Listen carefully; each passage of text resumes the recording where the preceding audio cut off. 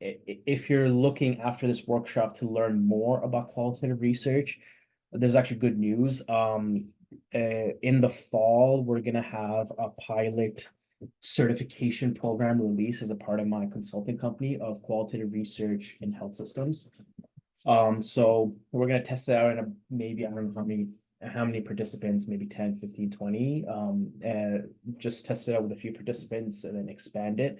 And that certification is meant to be extremely comprehensive. Like by the end of it, you will not only have a certification trademarked and registered that you can put beside your name, but also you'll be ready to do anything qualitative research related. You'll know how to talk, you know how to walk, you know how to develop research projects, you know how to implement them, everything. It's meant to be that. And if you're interested in that, we can talk about that at another time. But coming back to this, crash course. These are our learning outcomes for today. Like I said, we're going to talk about language. We're going to define some basic concepts. Those, you'd be surprised, are often the most difficult to grasp. Maybe not the most difficult to grasp, but taken for granted. If you go into the literature, you'll see that some of these concepts may be referring to different things. So I'll emphasize that, and I'll sort of give you my definitions that provide a more consistent understanding of everything, but not the only definitions out there. We'll talk about methodologies very quickly, right? Of qualitative research, like grounded theory. We'll talk about different data collection methods. We'll talk about quality appraisal. We'll talk about positionality and reflexivity, which is one of the unique aspects of qualitative research that differentiates it from quantitative research.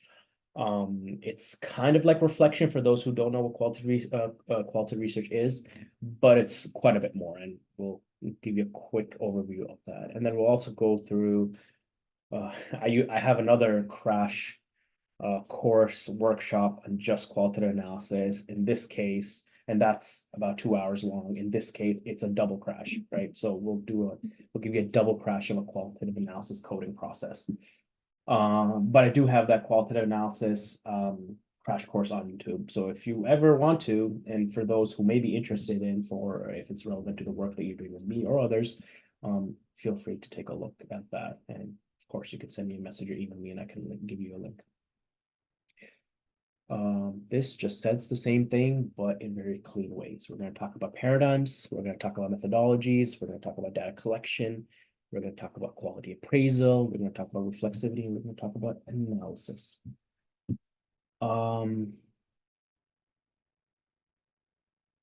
Yeah, I mean, just re-emphasizing that this workshop is introductory, and some of these topics require elaboration, right? So, for example, how to conduct interviews, how to use quality appraisal tools, how to write qualitative research studies, how to engage in knowledge mobilization of qualitative research, how to develop qualitative research protocols and research questions. So there's a lot there that I'm not going to go into the applied aspect of it, but hence why we have an entire certification dedicated to just that. That's coming in the fall. But let's get into research paradigm. And maybe before, just looking at the time, maybe before I get into it, just a quick show of hands or in the chat. Have people encountered the concept of research paradigms before? You can be honest, say yes or no. Let's put it.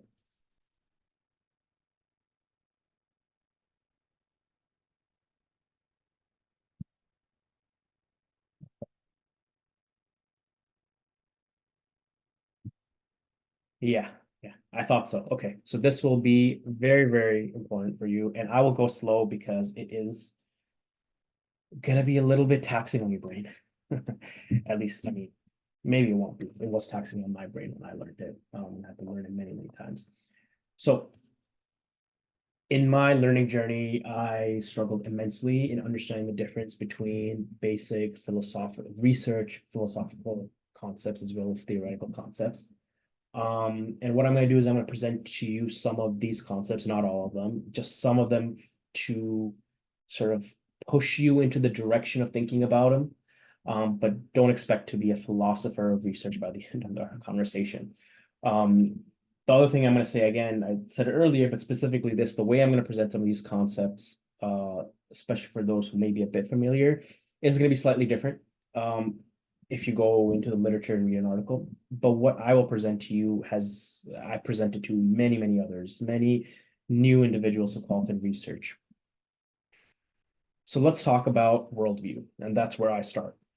Worldview represents that philosophy, right? I define it as that paradigm, that big thing, if you think of it as like a circle. I know you've seen those circlograms where the circle diagrams where there's the big thing and there's like multiple things but let's think of worldview as pretty much everything, right? How you think about the world, how you see the world. Worldview has two different aspects of it, right? There's ontology and there's epistemology. Ontology is the study of being and what exists. The easy way of saying is reality, right? What you know to be true, what you know to be untrue. That's ontology. I know it's lots of questions, ambiguity, but just focus on those distinctions and those definitions, and some of it will make sense. Epistemology is not about what is true or untrue, but it's the theory of knowledge, what can be known, right? Things like objectiveness, subjectiveness. This is all part of epistemology. So ontology is reality, epistemology is knowledge. I don't know if I go into it, but a quick example. Is there's a water bottle, right? I don't know if you see it, might be blurry. There's a water bottle. What's true is, for me at least, it's a water bottle. But epistemology might be, why is this water bottle there, right? Have I been drinking it all day? I have been. I mean, I know, but these are just questions. These are questions of what can be known about a water bottle that exists in front of me. Just a quick example, and of course, get very much more complicated than that. The differences between worldview, ontology, and epistemology is like the complex differences. What I've given you is just a very bare bone differences, but the differences are very much outside the scope, and it requires a focus and detailed discussion. The differences can be very confusing, and I still, even if we spend an hour talking about it, by the end of it, you will probably have more questions than answers. Unfortunately, that's just the nature of philosophy. I'm maybe 10 years into trying to understand these concepts, and I still am a little bit unsure about what I'm talking about. But paradigm, specific examples of paradigms: positivism, post-positivism, critical theory, and constructivism. And this is taken from the Academy of Medicine, I think. Yeah, Academy of Medicine. They have a series of resources where they talk about different concepts of qualitative research, and they have one resource on research philosophy. But when you think about ontology, epistemology, worldview, think of these four paradigms. Positivism is what most quantitative researchers adopt, right? It's that there's one truth and it can be observed.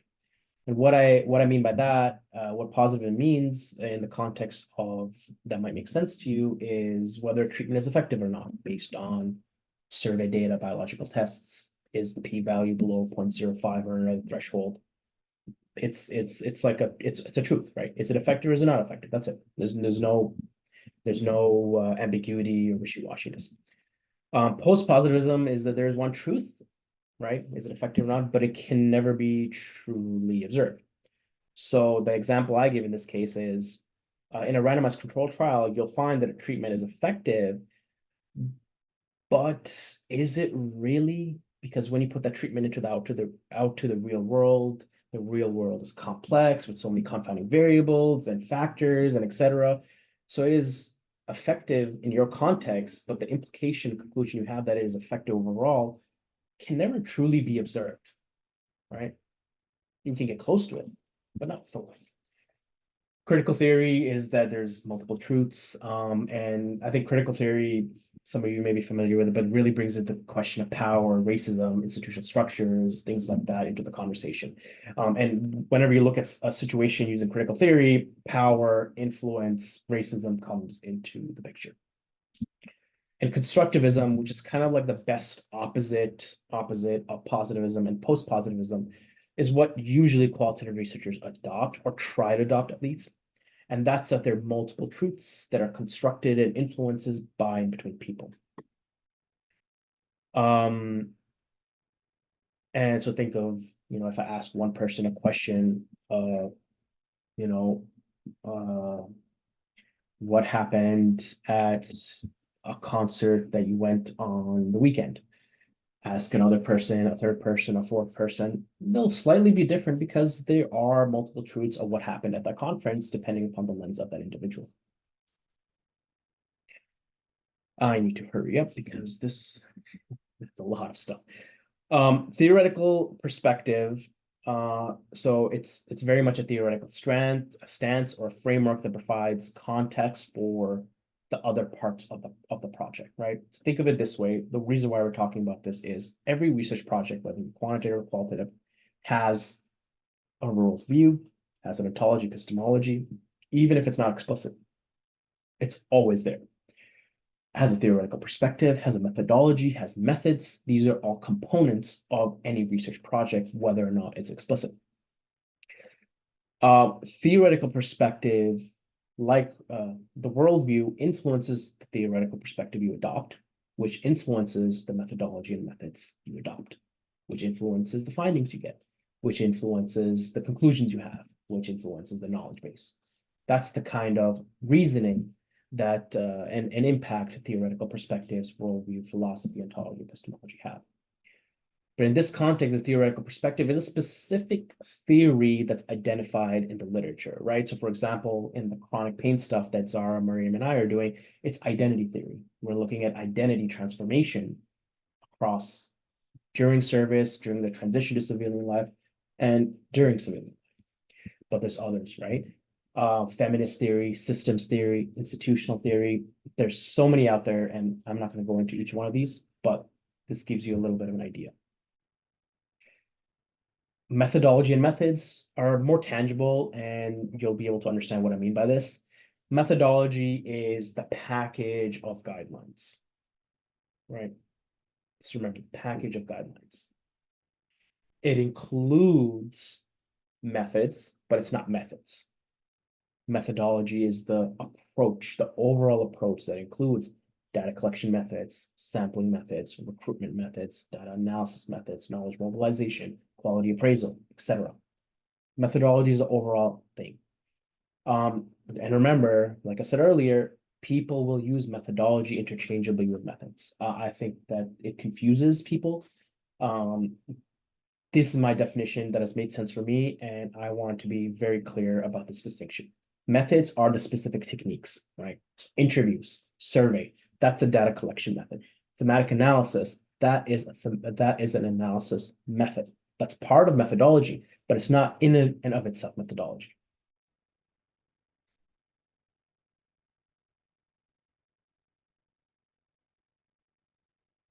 One more important point here is the methodology, just emphasizing the link with methods. It provides strategy, the plan of action, the process, the design behind the choice and use of methods and linking them to the desired outcomes of research questions. So if I pick randomized controlled trial as a study design, it is a methodology because the randomized controlled trial has guidelines that influence you to choose certain data collection and analysis and recruitment methods over others, right? I can't use propulsive sampling and open-ended interviews in a randomized controlled trial. It just doesn't make sense, right? So a methodology influences what methods you adopt. That's a lot there. Now we're going to go into more concept, and this might be easier to understand. But this is what I refer to as 3 research paradigms. It's quantitative research, of course, that's the easiest to understand. Most people are familiar with this.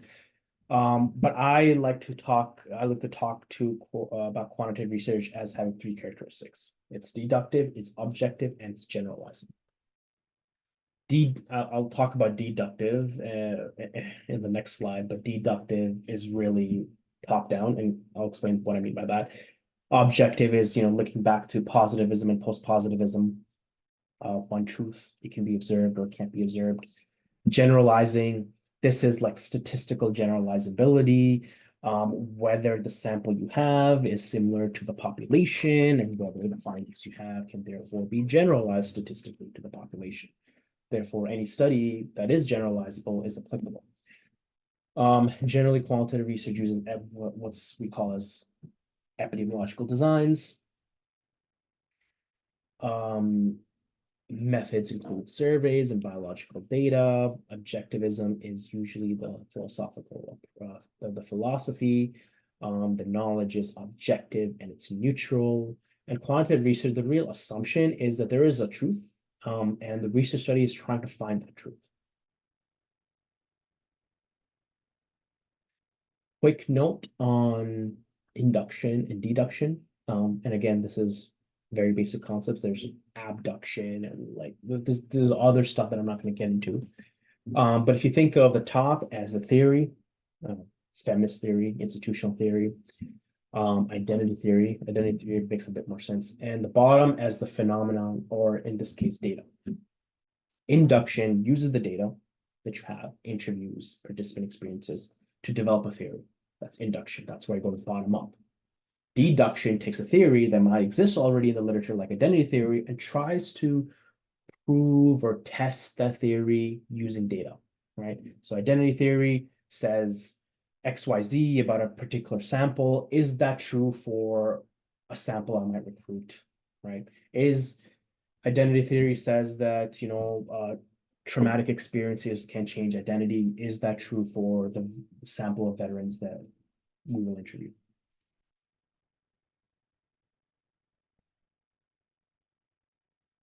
Yeah, I'll get back to you on that.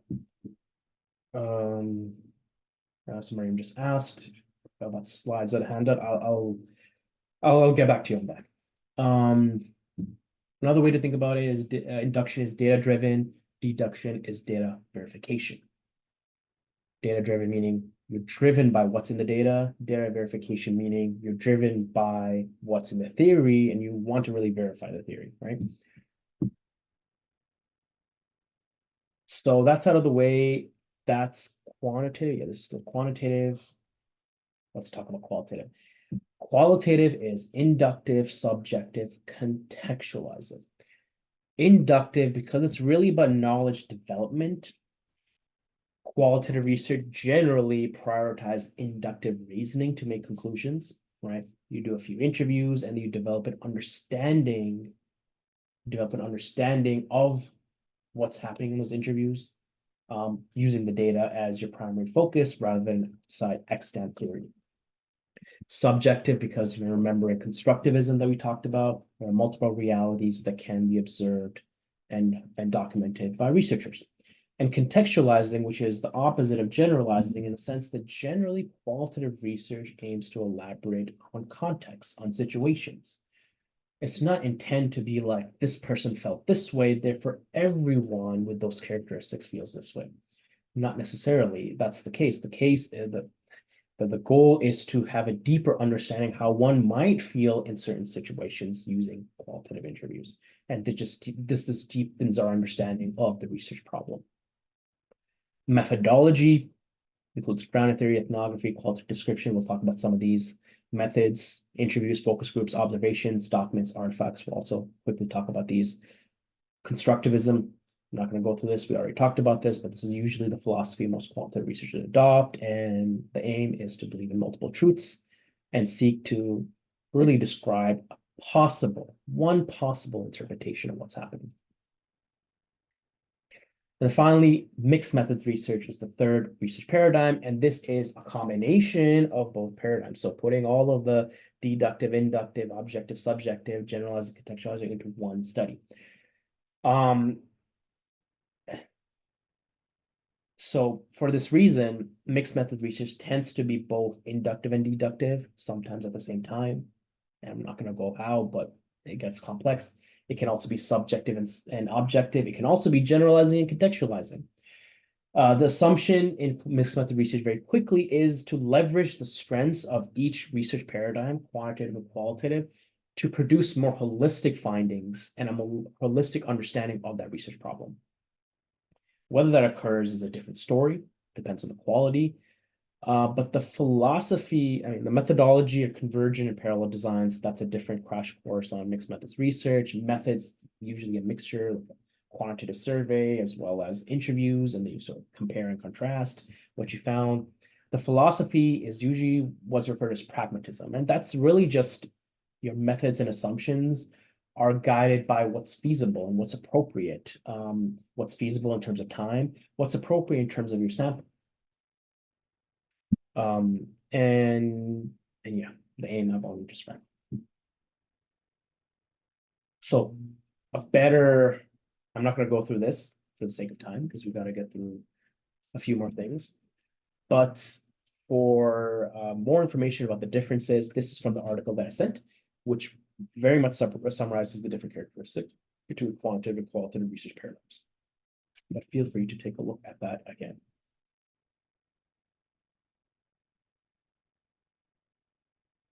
And this is just a definition that's taken from Johnson, who let's say were among the first authors and researchers to really define mixed methods research.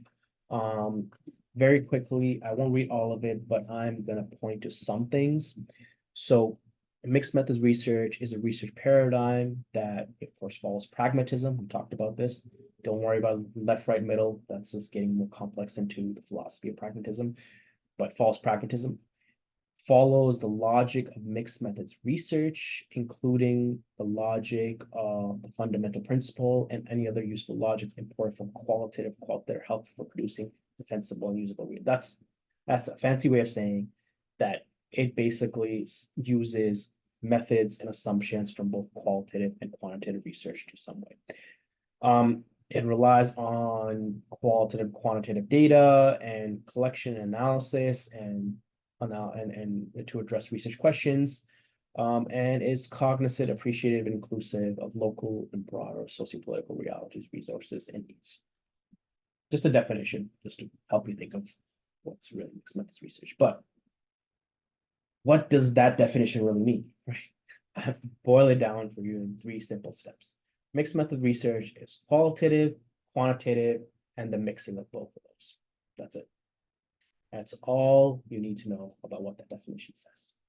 It has a qualitative component, like interviews. It has a quantitative component, closed-ended survey.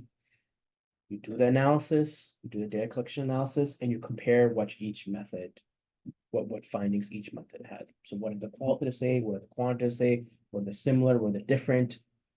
That's the mixing part of it. But note that multiple methods is also a thing, and that's not mixed methods. I think that's very important to recognize here, especially for people just getting into this.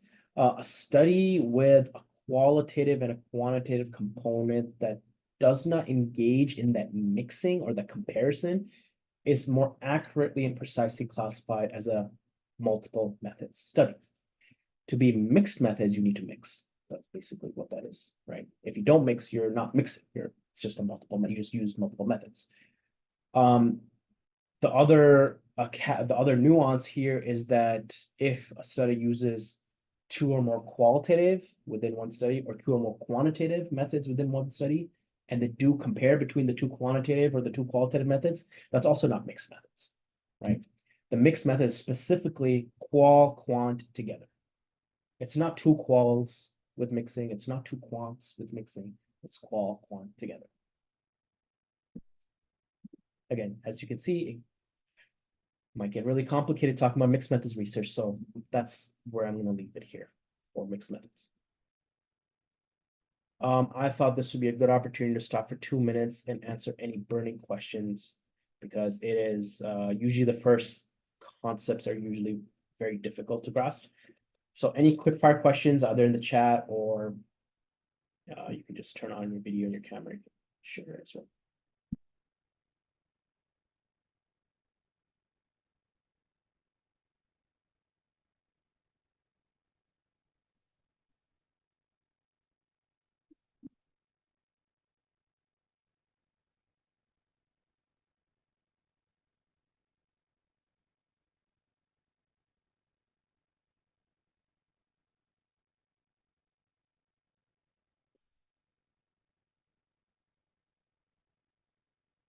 Difference between critical theory and constructivism?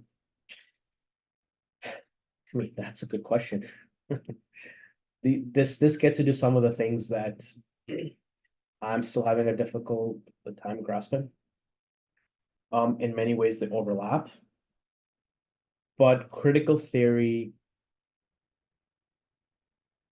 thinks that there are multiple truths, so kind of like constructivism, but the truths are in the context of power, privilege, institution structures, institution structure. So the context and how they talk about phenomena is within the purview of power, privilege. That's the big difference. Constructivism is more broader, could be anything. Critical theory is very focused on power and privilege. That's the best thing I can give you.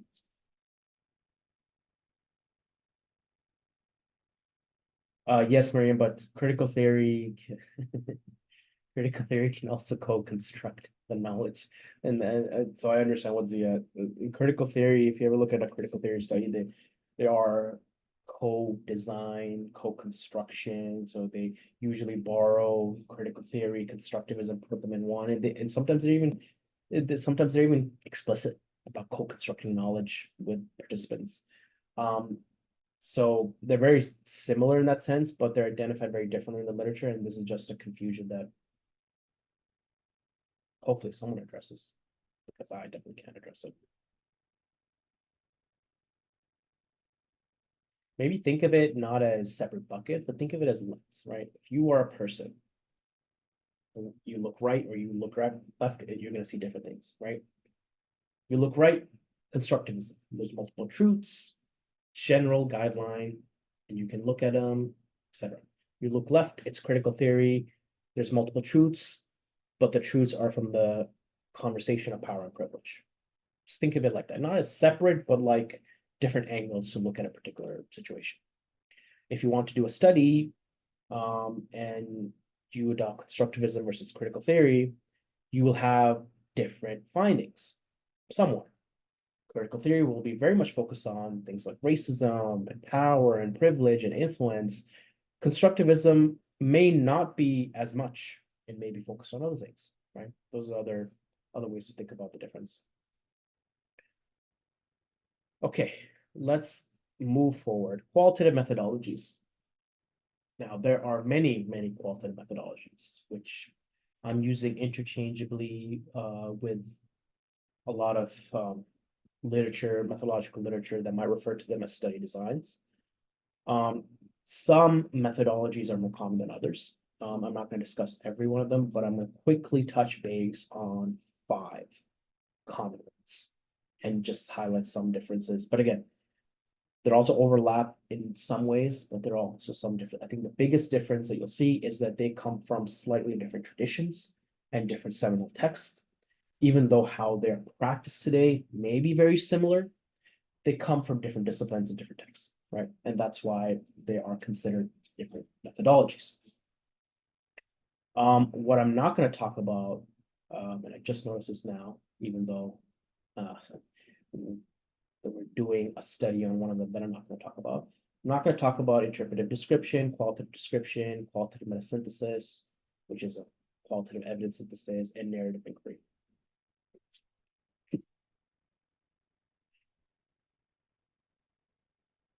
So, grounded theory.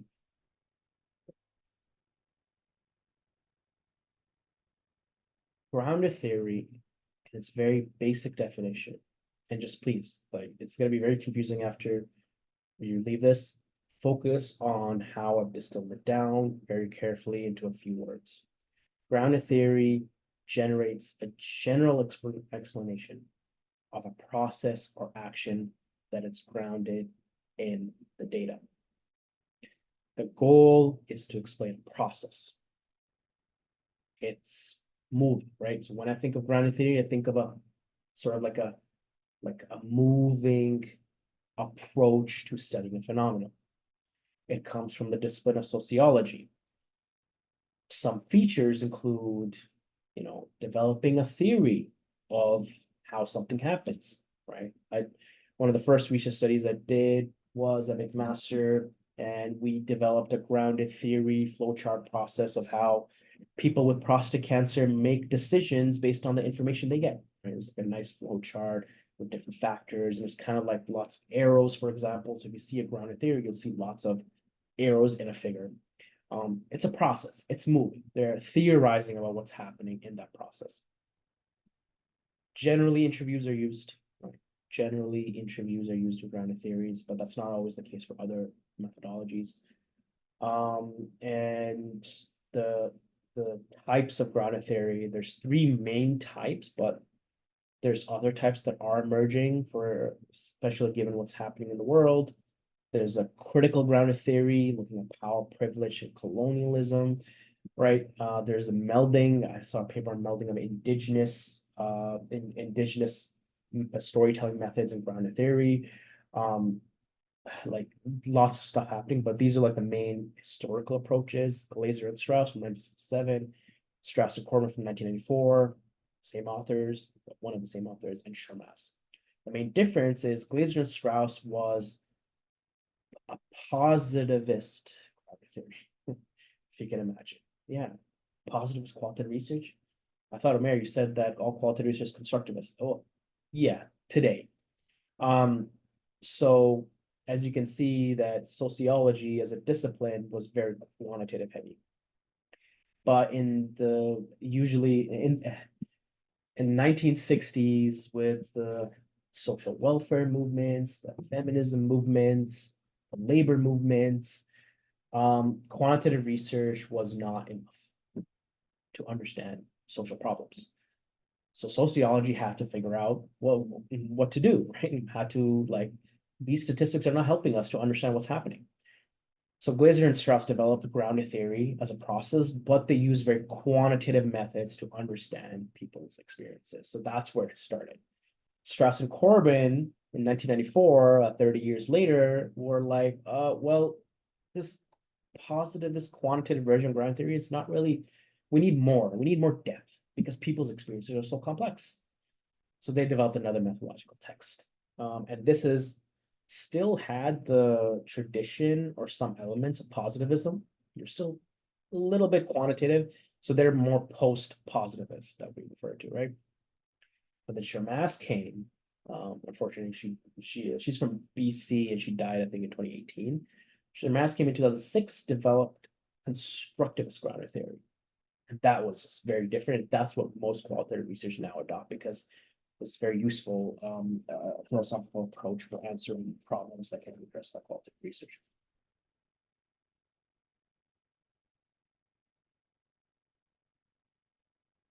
I'm not going to go through examples because we don't have that much time. We have to go through a lot, so I'll just skip over to the next ones. So qualitative case study. Just a quick note before I get into the case study. Case study is different from a clinical case study or a clinical case report or a clinical case series.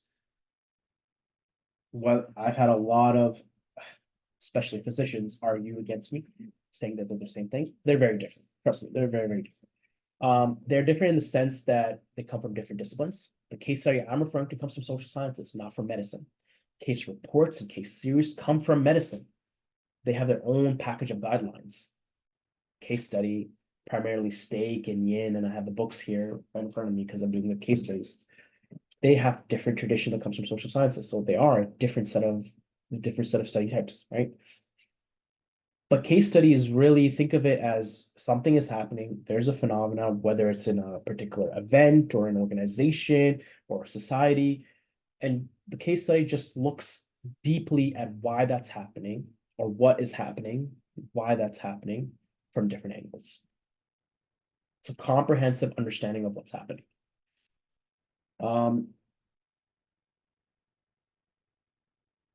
There's two main types of it. There's stake and yin. Yin is a more post-positivist way of case study, uses quantitative and qualitative data. Stake is very much constructivist and very flexible in how you use it. Let's see.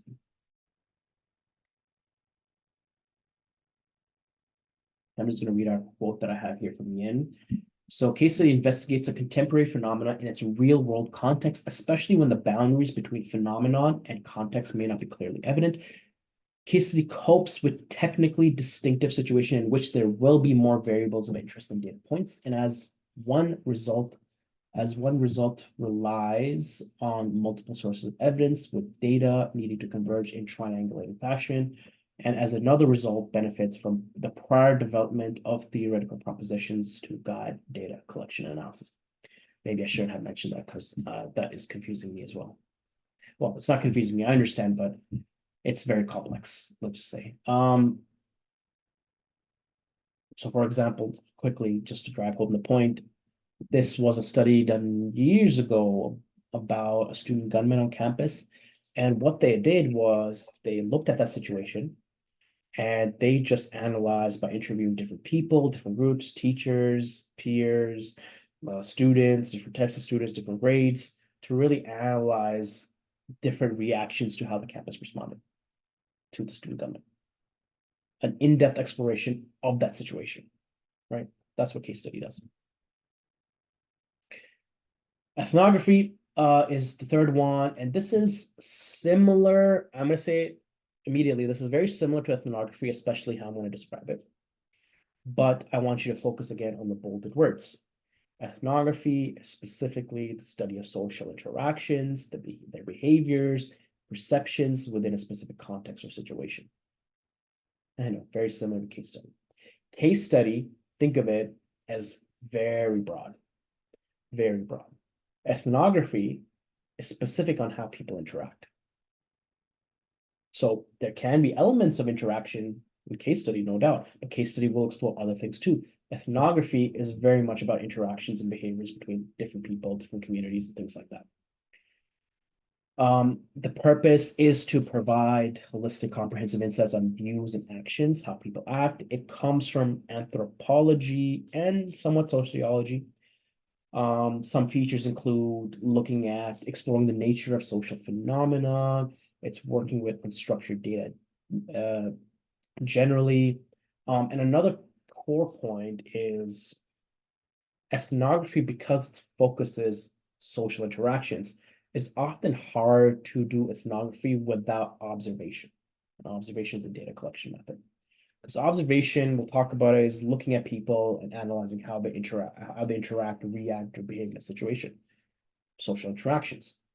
So ethnography and observation go hand in hand, but observation can be used in other studies too. By the way, just keep that in mind. Just depends on the study. I'm not going to go through that. Participatory action research is another one. And this is research designed, carried out, and integrated by participants in partnership with researchers. So this is very similar, often uses critical theory in some cases, very similar to giving ownership and responsibility and leadership, sometimes co-leadership, with participants themselves. Okay. It's also sometimes is also known as collaborative inquiry or community-based participatory research. And the purpose is to produce findings that are meaningful to participants. That's pretty much the purpose. And the philosophy is that when participants are involved as researchers themselves, as researcher participants, they are in charge of ensuring that the research is mostly relevant to them and their communities. Therefore, the findings are action-oriented. It comes from many disciplines, actually. There's elements of community-based participatory action research from anthropology, from sociology. So there's no specific discipline, but some other features include that it's problem-focused, right? A lot of indigenous, so I've done work for some indigenous communities. In Quebec, for example, participatory action research is not necessarily applied because we use indigenous methodologies, but some of the learnings from how to do participatory action research is relevant because it's problem focused, it's context specific, it's collaborative. It emphasizes action because that's why indigenous communities want to work with researchers. They want action. And it blends both science and rigor and actually doing something with the research. I'm not gonna go through that. Check on time. Phenomenology, and this is probably, again, one of those difficult things to comprehend. But again, focus on what the bolded is saying. Phenomenology focuses on the lived experiences of people deeply. The purpose is to understand how individuals attribute meaning to their experiences. Keep in mind, this may also occur as a secondary aim in qualitative case study or a grounded theory. But phenomenology specifically, because it's coming from psychology and philosophy, they're very focused on the psychological and psychosocial aspects. Therefore, it's very focused on how people understand and attribute meaning to their experiences, events, situations. Another aspect of this is deeply. Phenomenology, you'll see, is more often than not, they publish a study and it's 5 participants. And you may be like, that's not enough, right? But it might actually be because the purpose of phenomenology is to explore that concept and phenomena deeply. And what they often do, if you keep on reading that article, is they will have 5 participants, but they'll interview them for like 10 hours each, as opposed to 30 or 45 minutes for one participant, as it would be in a grounded theory. That's a lot of data, right? It's a very deep exploration. But there's 2 main types. There's the hermeneutic from Heidegger, and there's this transcendental from Husserl. Never can pronounce that. The difference is really that Heidegger's hermeneutic phenomenology is more interpretive and constructivist. The transcendental one is more descriptive and maybe not positivist, but definitely more descriptive. So if you see in the literature interpretive versus descriptive phenomenology, it's usually the difference between these two. Okay, data collection. I'm gonna pause for 1 minute because you can ask me questions, but just 1 minute just to let those concepts sit in. But it's gonna get easier. It's gonna be a bit more practical. That's why I move forward.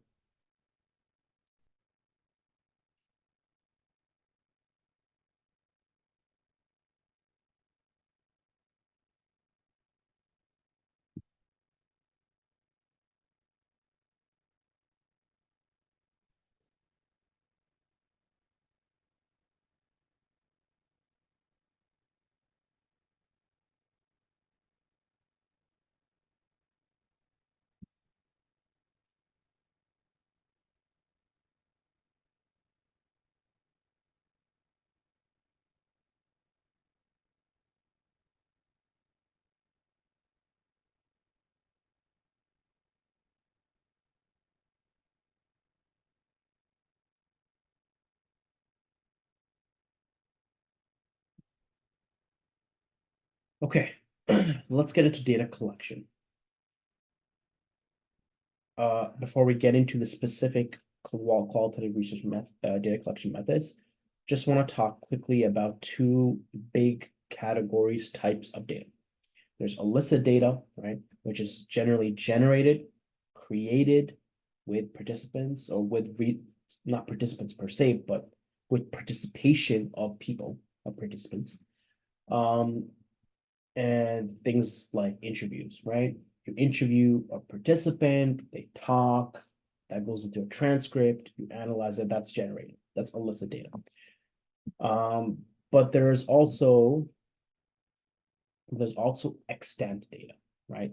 And that's created with neither participation nor direction from the researcher, right? It's data that already exists, right? It's, a systematic review, articles, right? That's extant data. Documents, policy analyses, right? These are extant data. So with that in mind, let's get into the qualitative research methods. The first one is interviews, right? And this is really about eliciting personal experiences one-on-one. There's 3 types of interviews. Yeah, that's okay, Maria. Thank you. I'll have the thing uploaded, maybe not like within the next 1 or 2 weeks, but within the month, I'll have it uploaded. You can always go back and check it. Interviews, there's 3 types. There's unstructured, semi-structured, structured, right? Unstructured and semi-structured are qualitative, structured are quantitative. Structured, you may be familiar with as diagnostic interviews. What happens in clinical interactions? I have a survey, I repeat the survey, right? Anyways, unstructured conversations and semi-structured conversation is what we want to focus on. Unstructured are guided conversations, right? Guided discussions or dialogues. It's usually combined. It usually involves flexible question inclusion sequence. There's general guidelines in terms of this is the topic, right? And you just go with the flow. This is a less common format of interviews, but it's still out there. And specifically, linking back to methodologies, it's used very heavily in phenomenology, right? As you can think about it, try to understand how someone attributes meaning to the experiences. Ask them one question. Talk to me about the situation.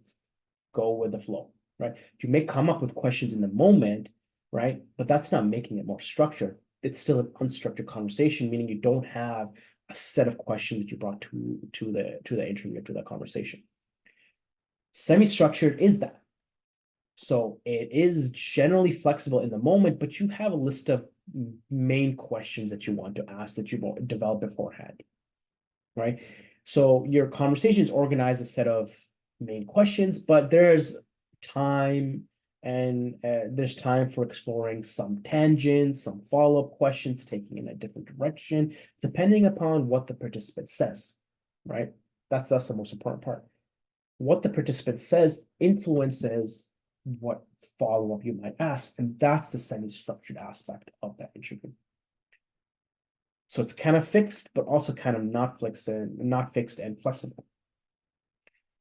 So an example is, how does your social location impact what you experience? What about your culture? What about your skin color? Like specific questions. And semi-structured interviews tend to be the most often used in qualitative research studies. And just quickly structured, quantitative diagnostic interviews, things like what is your ethnicity in a survey. But you'd be surprised in the United States, they actually ask you, what is your ethnicity in diagnostic interviews, which is very interesting because I would think that's very confrontational. But I talked to some people at Qualtrics. So Qualtrics provides sort of patient experience. They're like a patient experience vendor to hospitals in Canada for most hospitals, including Epic, and they're integrated. The conversation with them is just, they were confused of why we don't ask things like age, gender, and everyone from the Canadian side were like, it's sensitive. And we were kind of like, there was a kind of like a cultural difference there that it's interesting. I'm going to meet them again next week, and maybe that might come up again. But a quick tangent, but I just remember in the moment. Focus groups, very similar to interviews. The difference is it is person to person, but in a group, right? There's more than one individual, right? It's not one-on-one anymore, it's a group, right? They're also referred to as group interviews in some ways. The focus is slightly different, right? Interviews you do to understand a bit deeply of what that person is experiencing, that person and that person alone, so you have one-on-one conversation. Focus group might be used to understand how people interact on a particular topic, right? So if one person says something, the other person might say something else. How they interact and how they respond to each other is interesting to the research question, is interesting to the topic, that's what the focus group might do. In this case, there's two ways, right? There's two ways to analyze the data. There's what an individual says, which is very similar to what you would do in an individual interview, but it's also what the group as a whole says with regards to a particular topic.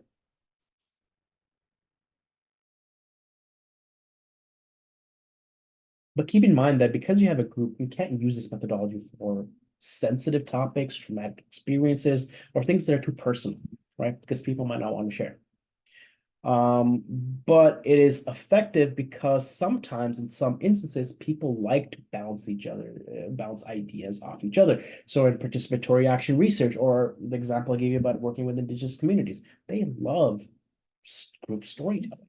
That is, in a very Western colonial perspective, that is kind of like a focus group. Very different, but similar in that sense. They bounce ideas off each other, they talk to each other, and that becomes the data. There's two types of focus groups, very, very quickly.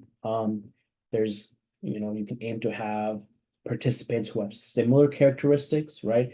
So this may be, similar age, all like adolescents, for example, all older people. And what this really does is it encourages people to act according to those characteristics. So you kind of standardize those. So you're not necessarily looking at how a younger person versus an older person might react to a situation, but you're kind of looking at beyond that. You're not interested in those characteristics. And it might also make people more comfortable, right? Because they have a shared, like if it's for older people, they'll have a shared sort of identity as being older individuals, sharing similar activities, and that might actually help to build a focus group where people want to share. But the other approach is heterogeneous, which is having different characteristics, right? And the purpose of that is getting as much diversity of opinions and thoughts, and focusing on those differences and having those differences play off each other. And that can also be very important, especially when you think about participatory action research, when the goal is to produce solutions to a problem. Having people from having an heterogeneous focus group can be very effective. Observation, record social phenomena directly or prospectively. So this is, remember when I talked about ethnography? There's four types of observation. Stepping back. Observation is like, I'm observing interactions. I'm observing someone, right? You might think, oh, that's very creepy, but this actually happens, and ethics boards do allow it. And when it's very valuable. I know someone who's doing an institutional ethnography of a complex continuing care center at a hospital to just understand how people interact with each other, how they interact with patients and things like that.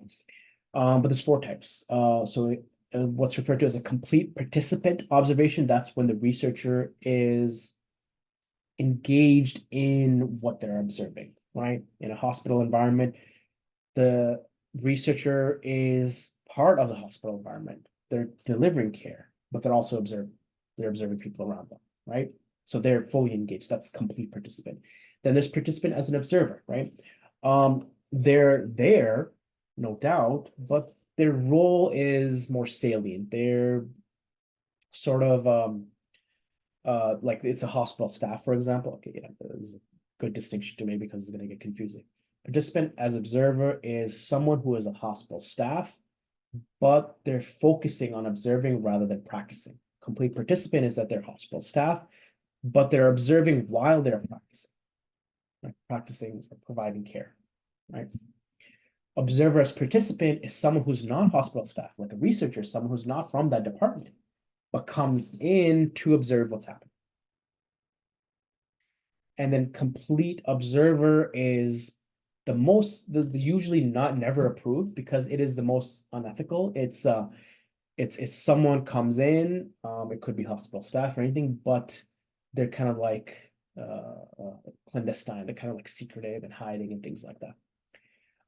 And the reason why it's been used in the past is because, of course, when people know that there is an observer, behaviors change, social interactions change, right? So in some cases, it can be justified to not be not be fully honest that you're there to get true interactions. Again, I'm gonna start going on different tangents on that because recently I've done some work on that, and this is interesting, but also a very, very difficult thing to get through.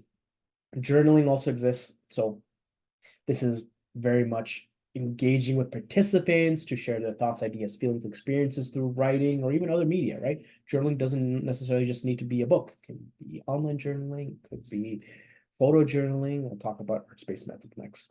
There's no specific methods or guidelines here. It hasn't been used much, but there are some methods, and I'll have some resources if you're interested. But arts-based methods are very interesting, not used a lot in healthcare. And I've been part of teams that are trying to use more and more. But they're very much artistic and creative ways to collect data, right? Things like dance, drama, and photo voice. I remember I saw a study where they were looking at transgender people's experiences, maybe.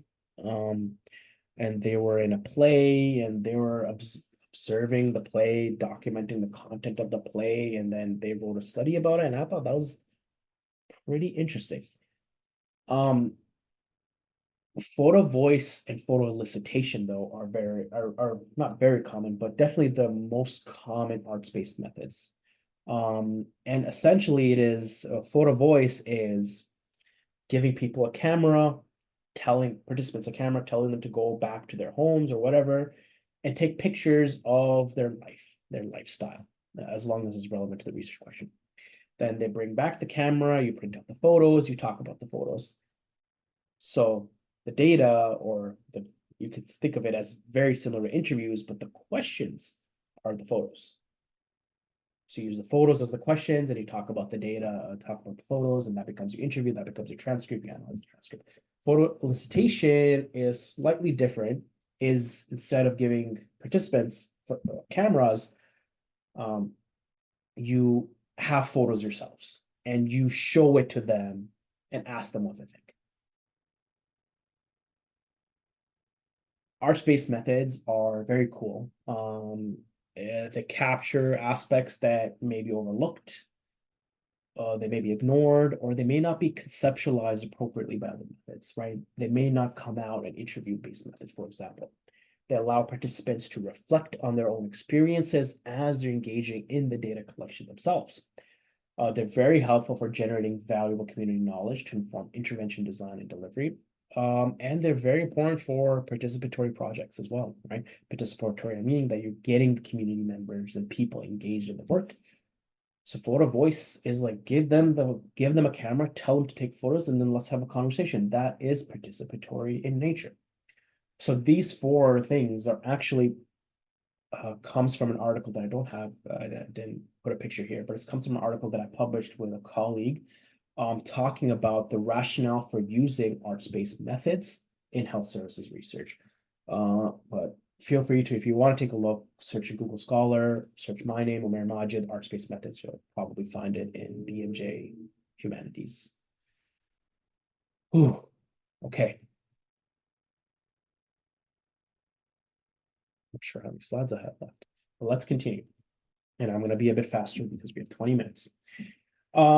Quality appraisal often used in systematic reviews and evidence syntheses, right? To really assess the content that you're, the included studies that you have, whether it's good quality, not so good quality. Some language here quickly. Quality is about the depth, the breadth, the richness, the rigor of a particular study that's included in your review. Quality criteria are basically markers or indicators of that rigor and of that quality.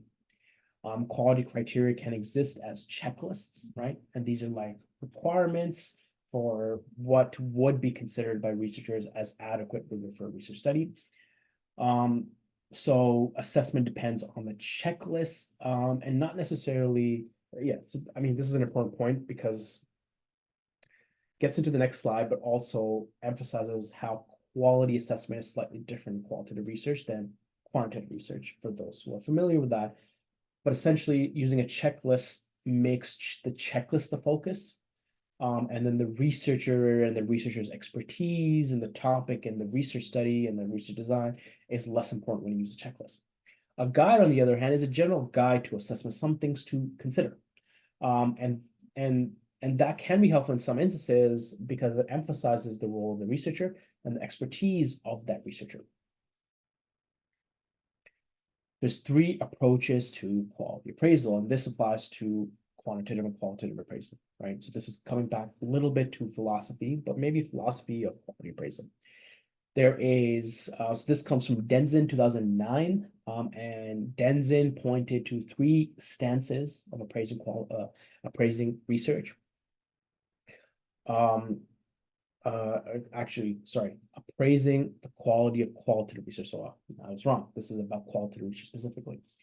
So this is a typology of how people approach appraising qualitative research that is included in a systematic review.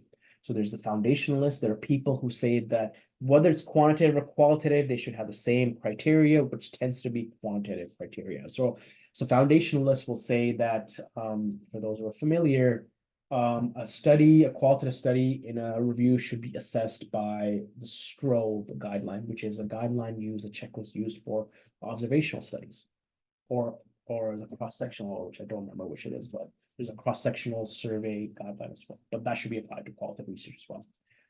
Non-foundational say there should be no criteria, right? The experts should judge themselves in any way they want. No criteria should be used. And quasi-foundational is kind of like in the middle, and it's basically saying that we should judge qualitative research, but based on criteria that's designed for qualitative research.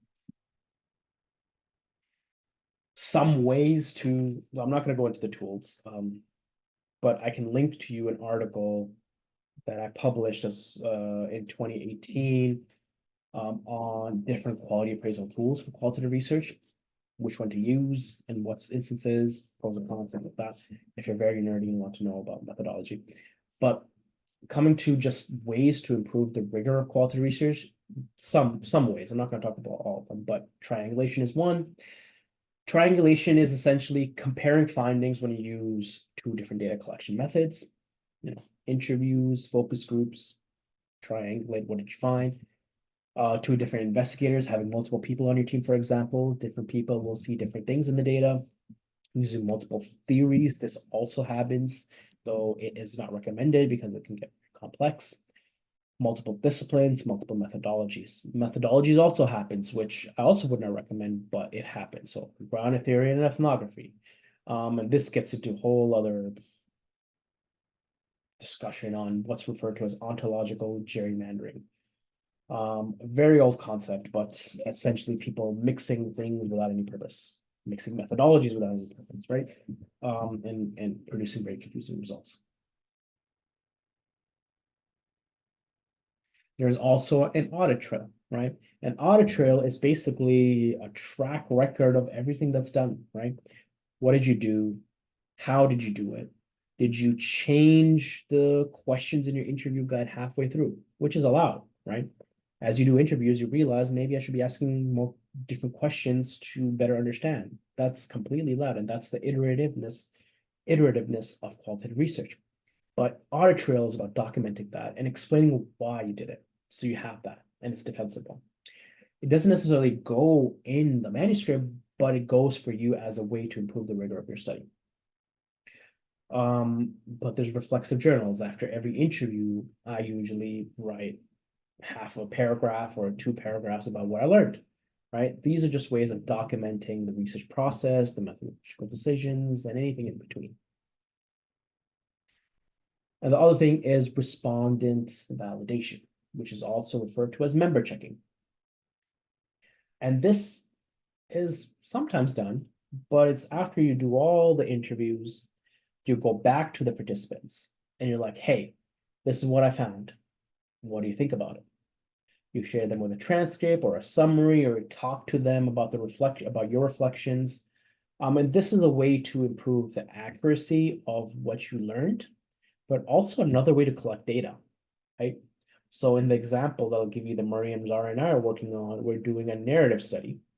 Narrative studies, which I did talk about, is about people's stories. So we're looking at veteran stories and their identities as they transform in the different stages of their life. We're going to interview them. We're going to ask them. We're going to use generally unstructured interview guides, semi-structured, so still to be determined, but really ask them to share their story, right? We're going to take that story. We're going to develop like a composite written version of it that's cleaner because people don't talk in clean ways, so we'll make it cleaner. And then the second interview, we'll go back and we'll present the story to them. They're going to correct accuracy. They're like, no, this didn't happen in 2020. This happened in 2018. No, this happened before. This happened after, right? Those kinds of things they'll correct. And I say that because I've done a few narrative studies before, and that's usually what happens. Okay, that's quality appraisal. Zooming through into the last 15 minutes, reflexivity. Reflexivity is a technique that explicates how the researcher may have influenced the research process. It is a thoughtful, conscious self-awareness during research, and it is the process of just evaluating continuously your subjective perceptions and responses, intersubjective dynamics between you and others, and the whole research process itself, right? So I don't know, do I have a slide? Yeah, I do have a slide on this, okay. The uses of reflexivity are many, right? It helps you to examine who you are, your position, your perspective. It helps you to understand, what influence that you being there, you doing this research study have on the findings. Just think of the ethnography or the observation example. Reflexivity allows you to understand you being present in a hospital environment, whether a hospital staff or how does that actually influence what you find?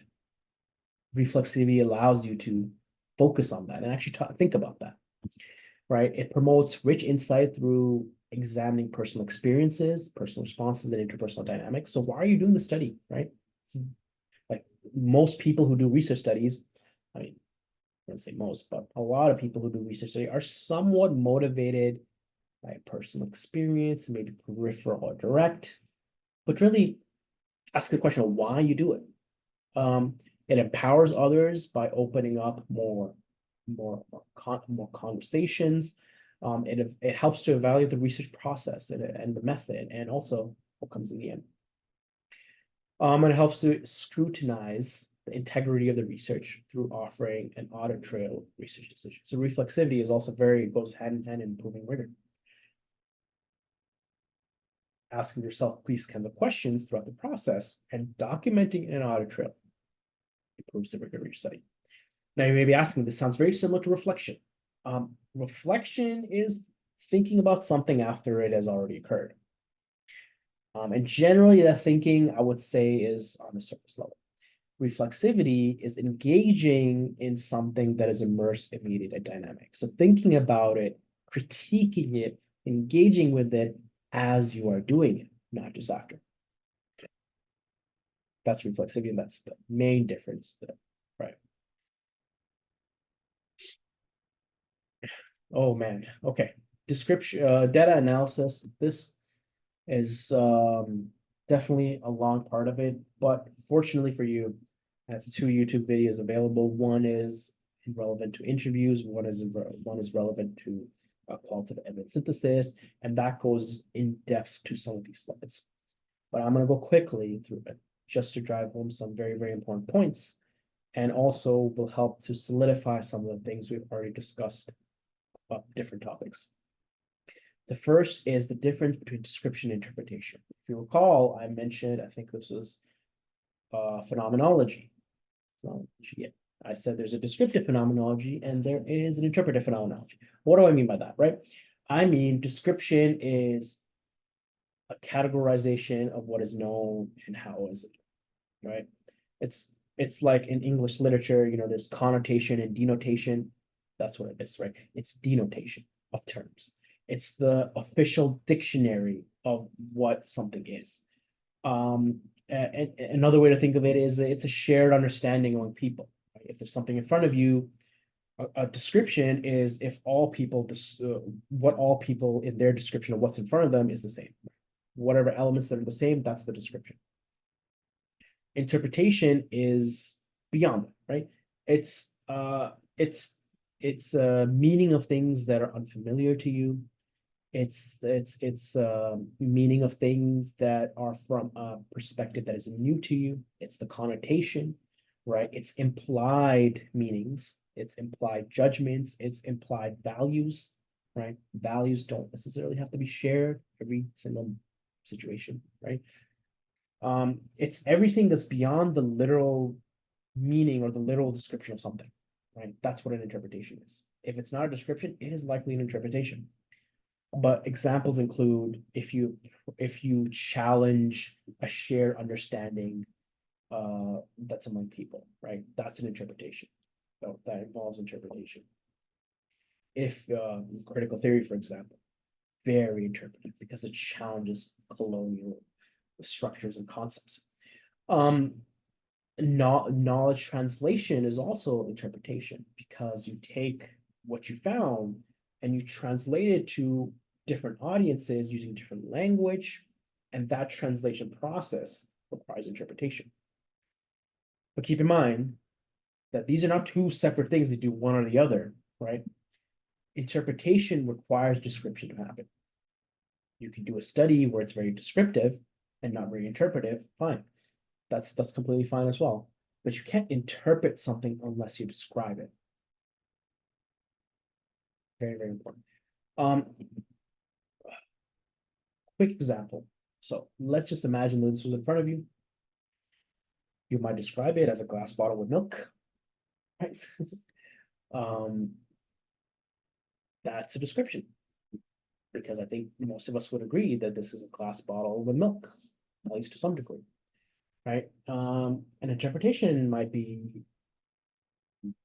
why is the milk there? An interpretation might be the milk is going bad. Put it in the fridge, throw it out. An interpretation might be that this is not a glass bottle, it's a plastic bottle. You can't really tell. I mean, it looks like a glass bottle, but it could also be a plastic bottle, right? These are all like beyond literal meanings, right? So things like, what are the features? Who is it? Where did it come from? Where is it situated? Etc. Right? Except, what is this? What does it do? What kind is it? That's description. What does this mean? How does it work? What is the context? That is the interpretation.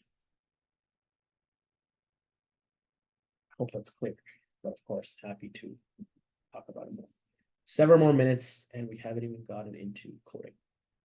Let me quickly just describe it. I know that's a lot of stuff. It's a crash course for a reason, right? So coding is not the coding that you may be familiar with, computer coding, Java and stuff. This is qualitative coding, right? Different tradition. And there's several definitions of codes, right? And when I describe this, it'll make sense to you because all of you have done coding. You have done thematic analysis, right? You just didn't know it was coding thematic analysis. But from Sharmaz in 2012, she defined as coding as naming segments of data with a label that simultaneously categorizes, summarizes, and accounts for each piece of data. Johnny Saldana, I don't think they're in the US, Texas somewhere, but they are famous for developing the coding manual, right? So if you want like more detail on how to code, there's a manual, and that's Johnny Saldana's book. But they say coding is a word or short phrase that symbolically assign a summative, a salient, essence capturing, and evocative attribute for a portion of language or visual data. In essence, like really simplifying these definitions, as you can see, for me, they've never been helpful.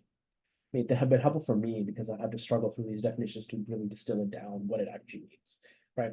A code is what you see in the data. It describes what you see in the data. That's a code. You can attribute a code to a word in the data in a transcript. You can attribute a code to a line, to a section, to a paragraph. Code can then be linked to theory, to other data in that transcript, to other data in other transcripts. It can be used for reflexive thinking and questioning assumptions. Yeah, sort of code, these are just some examples, but coding is not analysis. We've confused you even more at this point. Coding is not analysis. Coding, I want you to think of it as a way to keep track of and manage analysis. If you label a portion of language as a particular word or code, that is not analysis. Analysis is how you use all those codes to develop an interpretation, right? Think of coding as the physical act of printing. You need to print to physically write something, right? Or type it out in this case. So the physical act of typing out or the physical act of writing. But that doesn't mean that you can write well, right? Just because you can type doesn't mean you can type. Just because you can write doesn't mean your writing is actually legible, right? That's what analysis is.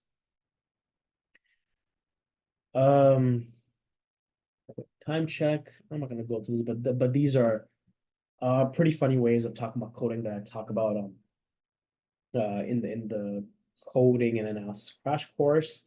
But essentially talking about experience qualitative analysis. It's very, this is awesome, this is tricky, this is SHIT, I am SHIT, this might be okay, this is awesome. But quickly in the last 2 minutes, I want you to think of coding in 2 stages.